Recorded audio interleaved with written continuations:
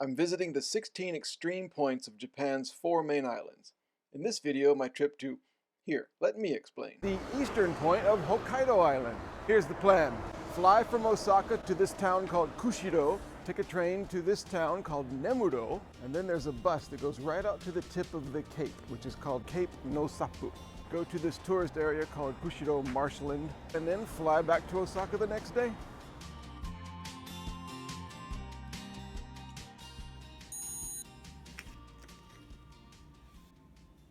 Ooh.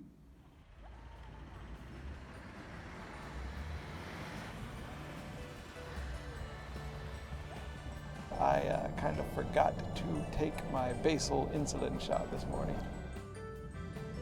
This tiny single-track train line from Kushiro to Nemuro goes through some gorgeous landscape. Animals bounce through the chilly November forests outside your window, and everything is orange from the sun, which on this day was already setting at 2 p.m. In about an hour, maybe, I'll be at the Cape. It'll be dark, very windy, very cold. I'll probably be eaten by bears. What more could you ask for? Only one other passenger was on this far-flung bus, the last of the day on this route. By the time I reached the Cape, it was just me and the driver. Okay, I'm here. I just got dropped off by the bus.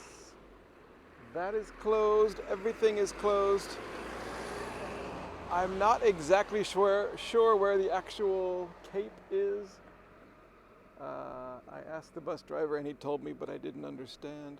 I don't have very long to be out here because that bus is coming back in about half an hour. I see a pole. So this may be it right here. I think so. At the very end of Hokkaido. Ahead of me is just thousands of miles of ocean. That's kind of amazing. It's so dark.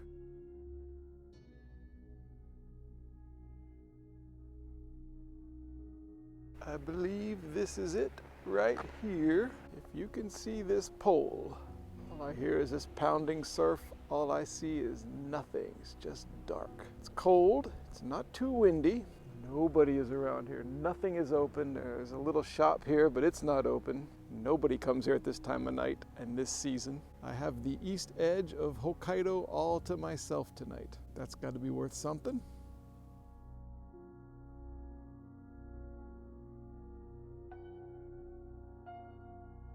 My main objective achieved, now it was time for my favorite part of any trip, the unplanned additional experiences that can only happen when you travel.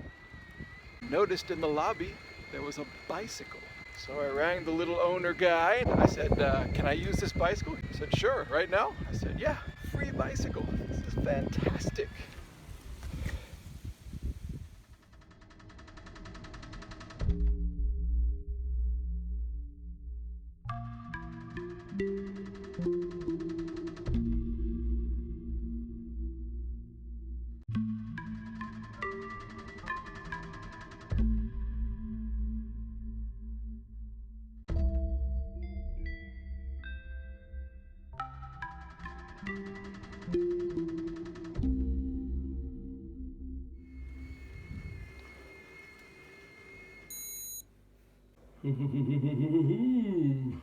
Don't pick on the pajamas, that's just what they gave me in the hotel room. Alright, I learned some stuff today. Trains in this area have whistles, and they go...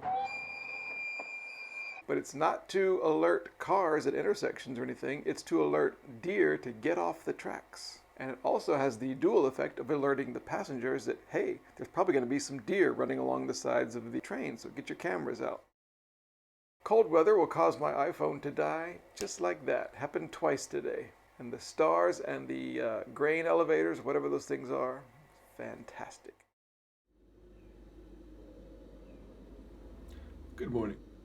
First blood sugar check of the day. Ooh. There are some disputed islands near here that Russia and Japan have been fighting over for decades and decades for reasons that who understands. National pride. But what's interesting is that there are Russian signs in this town, Nemuro. I might just wander around.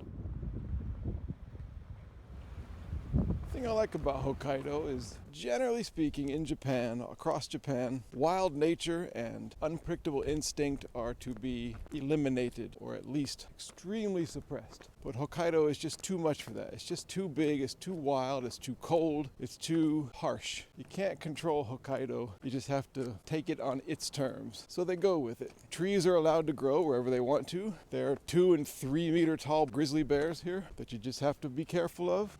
You don't get to control everything in Hokkaido. Hokkaido controls you.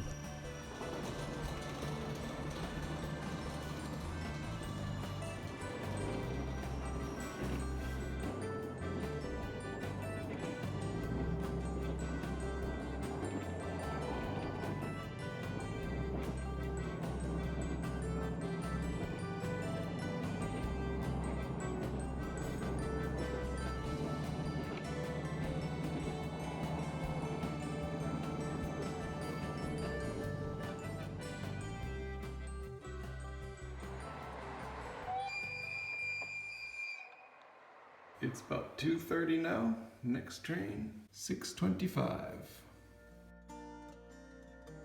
Going to some kind of viewing place where you're supposed to see nice sunsets. A few other people showed up periodically, always by car, and only for quick views. Mostly it was just the plains, the mountains, and I. The park was quiet and quite chilly. You could even see birds' breath. You put in the effort to make it this far, and you're rewarded with your own private sunset, custom made for your surroundings.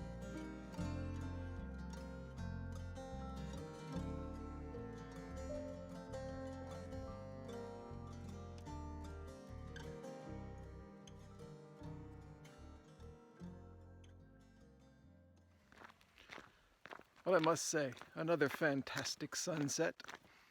Amazing the things you can see if you just get out of your house and go somewhere interesting. Now, back through the forest, back to this little unmanned station, and wait about 2.5 hours for the next train. I don't think it's heated, but at least it's indoors. Welcome to my life for the next 2 hours. This building, which has nothing in it except a drink machine, which is not working. No bathrooms, no electrical outlets. 2 hours stuck here in the middle of nowhere, nothing like it. Opening things I probably shouldn't be opening. If I get electrocuted, I won't have to worry about the train coming. There's always a positive side. Whew. I would go stir crazy, but I'm too cold to go any kind of crazy. Except in the head.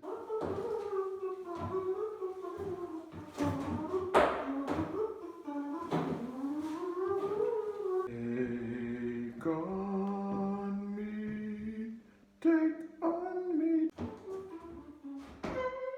No phones, no lights, no motor cars, not a single luxury. Bow, bow, bow, bow, bow, bow, bow. My 1-drop meter is too cold to be used. It's 6:31, no sign of any train.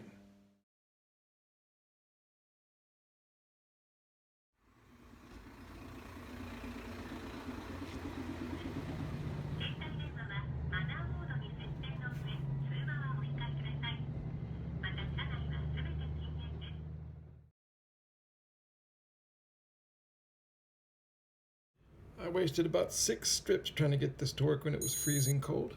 Here in the hotel room. After all that? It's not really that cold out here, although I guess I just stepped out of the hotel, so I still have hotel warmth in my bones.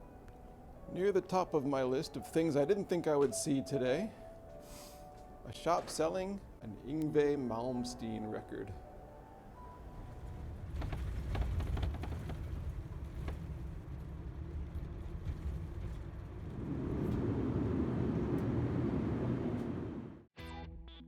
Now, where to next?